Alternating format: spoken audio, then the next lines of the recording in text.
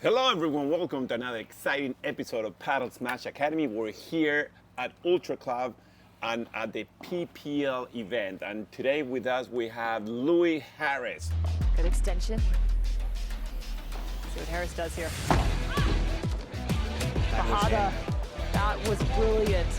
Executed to perfection. Well, welcome to the channel. Tell us a little bit where you're from, how long you've been playing paddle and all those things. Yeah, sure. So I'm originally from Wales, Cardiff.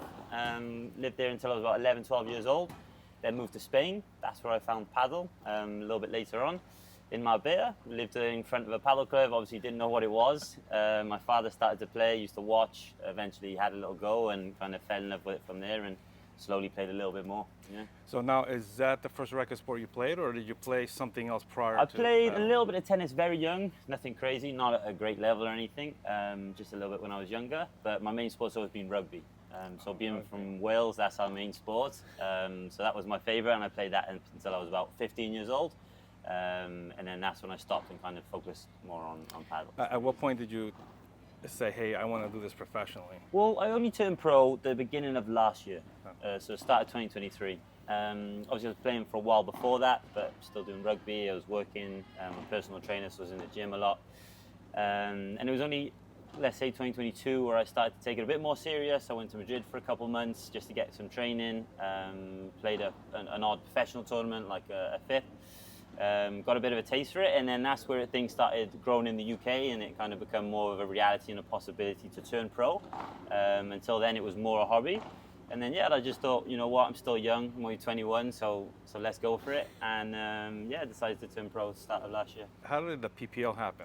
Who contacted you? How did that happen there? Well, I applied for the first year that it happened as well. Okay. As soon as it happened, it looked like a really cool event, something I wanted to be part of. So I applied for the first year, didn't get picked the first year. So for the second year, I was like, well, try again, let's see what happens. Obviously, I knew it was going to be a bit bigger, so it was probably a little bit harder to get in, so expectations weren't too high, but once I got picked by Stingrays, I was super chuffed. Well, So, go, baby. Yeah, you're probably so excited, right? And how does it play? How does it feel, playing with the Lampertis and the superstars of paddle in that team? It's crazy, it's surreal. I mean, look, I'm sweating because we just finished training now. So just playing a few sets against him and Maxi, obviously they're two legends of the sport. So for me, it's an honor to train with them and be part and just learn, just being around them in tournaments, watching them play, what they do before the matches, how they talk. It's just an honor to be part of the team. So have you been here in the US before, especially Miami? It's my first time for both. First Yeah, time. never been to the States, never been to Miami. So what do you think? You see tons of things on TV and stuff like that. What do you think Do you about know what? Miami? It's just like the movies, to be honest. It's exactly like the movies. It's like, I feel like you watch films, you're like, oh yeah, it's cool, but it's literally exactly what it looks like. So what do you think about the PPL, the format, and obviously the level? I mean, the level's incredibly high this year. Like I said, I was watching a little bit of the first year. It was good level, but I think this is just crazy. And how many top players there are in each team is unbelievable. Let me ask one thing. What do you think about Ultra Club? Massive to start Yeah. is massive, but really nice club. Really, really nice. Have you gone to any other clubs here in Miami? Because there's a lot of Seen clubs. a couple. We went to Winwood. Winwood, Which I okay. heard was like one of the first clubs Yeah, in Miami. yeah, That was yeah. nice. That was pretty cool. I think that was it. We've driven past a few clubs in the area where the hotel is. There's a few. I think Padel X is the new one. Yeah. Just haven't been in there, but went there. We had a quick look at Reserve Padel. We went there the other day. Yeah. We couldn't play. It rained. That was the day that it rained the night before. So Which one? The wet. one on Watson Island or the one in Design District, Oh, I'm not too sure. I wouldn't be able to tell. Did you have to cross that bridge? It was right by the water. Right on the okay, water. so the Watson, Yeah. yeah. So tell us, who's in the Stingrays team, so for our viewers and listeners to know? Yeah, so it's myself, you got Miguel who just walked in, you got Maxi, you got Jacobo Blanco, and then the girls, you got Lucia, Marta, Britt. We've also got a couple of players that aren't here, I think Matty. We got a good team. Yeah. That's fantastic. And so where do you train in Madrid? So you said you're Marbella, Yeah. but you train there, you're part of a club there, or? Currently, I'm in Alicante. So I've always lived in Marbella, Okay. but since last June, I moved to Alicante.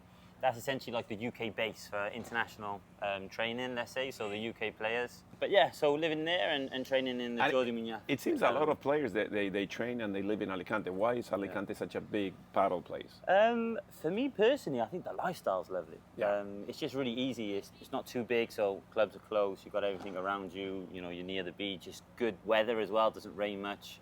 It's warm pretty much throughout the year. So I think in terms of lifestyle, it makes everything so easy. And there's just so many players that are from there. And do you have a coach? Yeah, Jordi Muñoz. Okay. Yes, we train at his academy. Oh, beautiful. Yeah. So what's next after the PPL for you? Yeah. Well, after these 2 weeks, I'll be straight back there to training, and then I've got a few tournaments. Got like a UK tournament upcoming, and then it'll be a big focus on FIP events. So how is the level in UK? It's growing. It's growing. It's pretty decent. A lot of the players are, are still kind of tennis players or ex-tennis players. And a lot of us live abroad, so a lot of the national team players live abroad right now or used to. But now they're slowly starting to get more players that, completely British or that haven't played tennis. It's just purely growing. So yeah, it's getting there. So is it growing there in Great Britain? Absolutely. Over the last kind of 2-3 years, especially this year, last year, it's growing massively. Do you know how- Courts like doubled per year. Do you know how many clubs they have, and what area is it really growing the most? In London is where it's mostly concentrated. That's Okay. where the kind of hub for Padel is. But it's slowly kind of going up further north, further south, different places.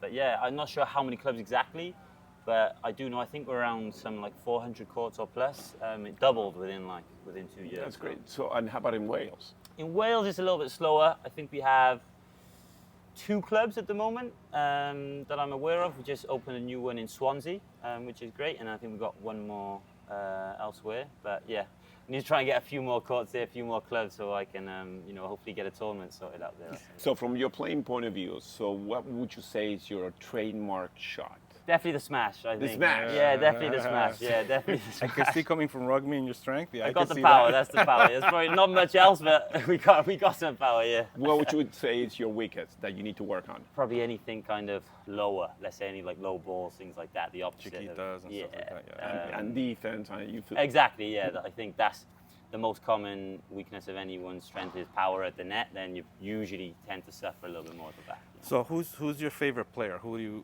do you watch and say, oh, and got you motivated, inspired to play paddle? It is tough. There's so many good players. I think it's hard to say one. Obviously, everyone's got kind of their own style, right? The different The style. first one. Yeah. There's always one, the first Yeah, one, right? but do you know what? If I'm honest, Yeah. not just a basic answer because he's known as the best, but I think Bella, the thing I like the most is I think he's been the most consistent in terms of attitude, mentality. Yeah. He's not really up and down. I think, yeah, his kind of mindset is probably what I like the most. What are your targets for 2024 and beyond? I mean, are you trying to be a top 100, top 50? What are your goals? Yeah, well, at the moment, in terms of where my ranking is, I'm not trying to get that high within 1 year. The levels high is not that easy to get that many points within a year. So my goal is to try and be somewhere between within the top 200 players for this year, and then obviously the following year then to increase.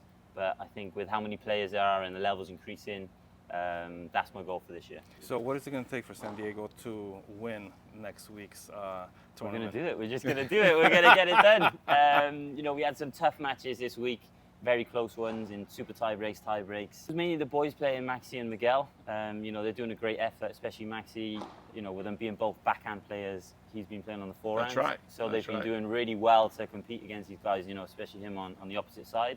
Like I said, they're playing against some of the best in the world, Tapia, John Sands, all these players, it's crazy. So, they're competing against everybody. We've had a few ones where it just quite hasn't fallen for us. But, we're feeling good. They're playing well. So I think this week we've got a great chance. Tell us about it. You have any sponsors or anyone that supports your paddle journey? I do. I'm fortunate to have a few sponsors. So in terms of material, Rackets is with Knox. It's going to be a year soon. So last April I started with them, which is fantastic. Really, really good stuff and great support they've been giving me. We've also got Padel IQ, which is a sponsor again, is coming up to around a year. A platform booking system, really, really good. And obviously the LTA, which is the federation, the UK federation, they've been helping us, in terms of sorting out the trainings in Alicante and travel. So they're doing well. Doing really Trick question. What Knox paddles do you use? well. The 80 attack, the attack, 18K. Oh, that's Yeah. good. Yeah. What do you call Leo's, That's right? that Leo's Augsburg, right? Ausberger, right? Or I not? think, well, he was playing with that. I think he now has his own racket, actually. Oh, okay. I'm not sure whether that's come out yet. I don't know whether you can get it, but he's got his own, but he was using that one before. That's beautiful, man. How important are these sponsors? They really help you out traveling. And Absolutely, absolutely. Especially, I think, for the up-and-coming players, you know, to be able to afford the training and the travel, and you know, just to be able to only focus on training and giving your all. Yeah, it means a lot. Well, Louie, thank you so much for Thanks being to part of you the guys. podcast, and we wish you all the luck in the world, man. We are All Things Paddle.